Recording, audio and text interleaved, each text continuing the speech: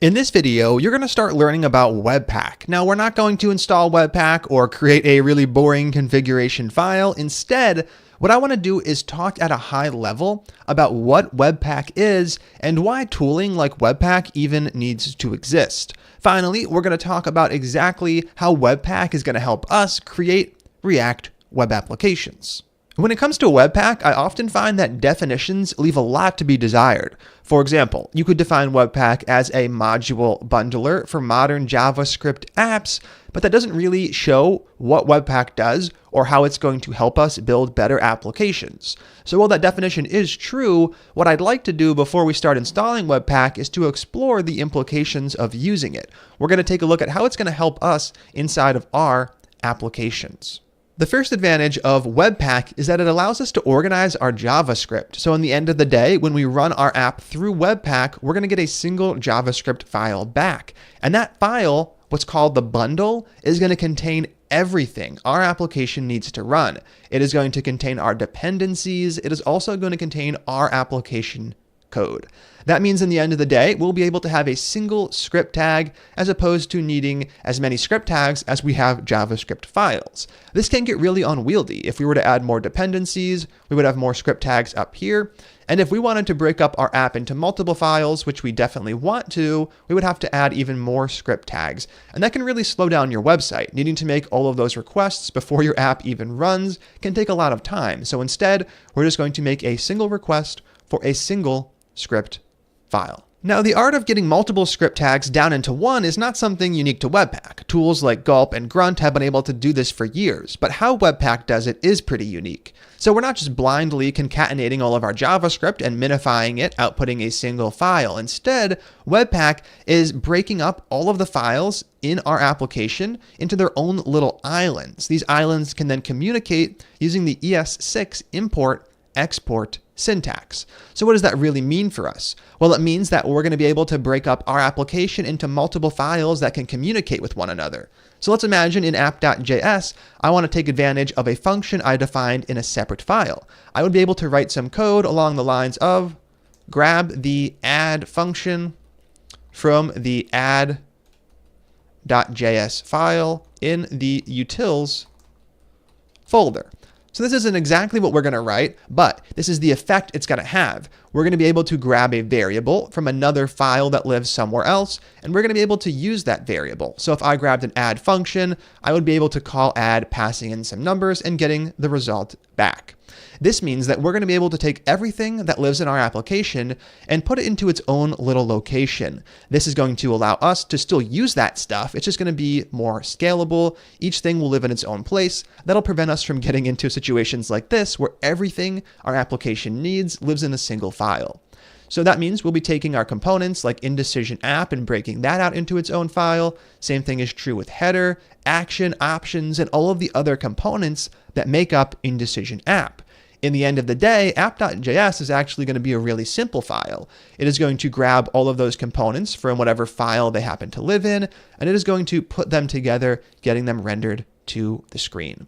Now, not only are we going to be able to take our application code and break it up into multiple files, we're also going to be able to install dependencies via yarn and npm and use those in here.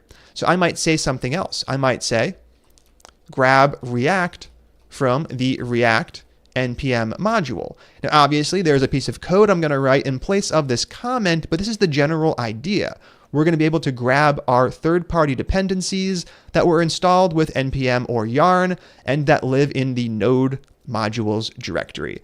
That's going to make life a whole lot easier for us. We'll be able to manage our dependencies in package.json so we can install our dependencies, uninstall them, and upgrade them with ease by running a few commands, and our application is automatically going to take care of the rest. So that is a high-level overview of what Webpack is going to allow us to do. From here, I have a real quick visualization of all of this using a single slide. Then we'll move on to the next video where we're actually going to install this and start getting it set up. In the not too distant past, client-side JavaScript wasn't really essential for applications. The grunt work of your web app was handled by the server. It was in charge of rendering and handling form submissions. Client-side JavaScript was really there for nice-to-have features. It might have added some nice user interaction or effects, things that if they worked would be great, but if they didn't work, the app would still run. These days, we have way more client-side JavaScript code than ever, and it's more essential than ever that it actually runs. Try disabling JavaScript in your browser and visiting your favorite websites, and take a look to see which ones are actually still functional. So we're in this new world where we have a ton of client-side JavaScript. We have code we wrote. We have third-party JavaScript that we want to have access to. All of that is why tools like Webpack are starting to become way more popular. They weren't really necessary in the past. There was no issue loading a few files. Now that we're easily going to have dozens and dozens, tools like Webpack make things so much more manageable. So before Webpack, we have a public folder, and in there we have everything our app needs. We have our HTML file, and we have all of our JavaScript. We have third-party code like React and React DOM, and we have our code. Let's say, for example, utils.js and app.js.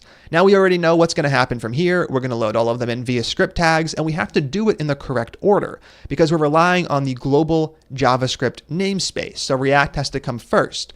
It has to set up that global variable. Then React DOM, utils, and app.js. App.js has to come last if it's going to take advantage of the things created by these three. That gets us into a situation where it's really annoying to manage those dependencies. And we're also relying on the global namespace, which means that we're polluting it. We're adding a bunch of stuff in there that we really don't need to add in there. That can get us into weird situations where global variables are accidentally wiped or overridden without us really noticing.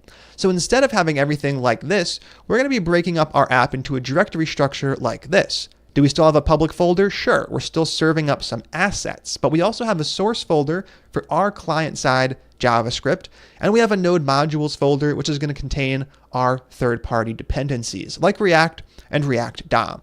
So index.html sits up here, and all of our assets sit somewhere down below. Now from here, we know that Webpack is a module bundler. So we're going to set up our various modules, our various JavaScript files, to depend on one another. Now in this case, let's say that app.js needs something from utils. It also needs something from React DOM and React. So our dependencies might look a little bit like this. We're going to be able to define those dependencies clearly inside of app.js, as opposed to needing to rely on global variables that were hopefully created correctly before that code actually ran. So once we have our little dependency tree set up, we're actually going to run Webpack. That is going to start with app.js. This will be considered our main file, and it's going to get together everything that we need to run the application. When we do run Webpack, we're going to end up with a single file in the public folder, bundle.js. This is the one file that we'll actually be loading in via a script tag. Now, the great thing about Webpack is that besides allowing us to break up our app into multiple files, it's also going to allow us to compress the code inside of here, and Webpack can even run Babel for us. So we won't have to run a separate Babel command. Instead, we can allow Webpack to do that every single time we run it. Now, all of this is going to create an application setup that scales really well. As we add more code, we can add it into separate small files, and it's going to prevent us from getting into a situation where we have a ton of code sitting in a single file, making things really hard to debug and test. Now, I understand that Webpack is a new concept, and it can indeed be difficult to grasp. It might be hard to understand exactly why it's useful or how we're actually going to set this up. So this was a high-level overview video designed to just get you thinking in the right direction, to get you thinking about your app as a set of standalone JavaScript files. I don't expect you to be clear about what Webpack is or how it's going to work. That is what the rest of the section is designed for. But now that we do have a general idea of the direction we're going to be moving in, let's go ahead and move on to the next video where we're actually going to get some of this stuff set up. I'm excited to get to it, so stay tuned. I'll see you then.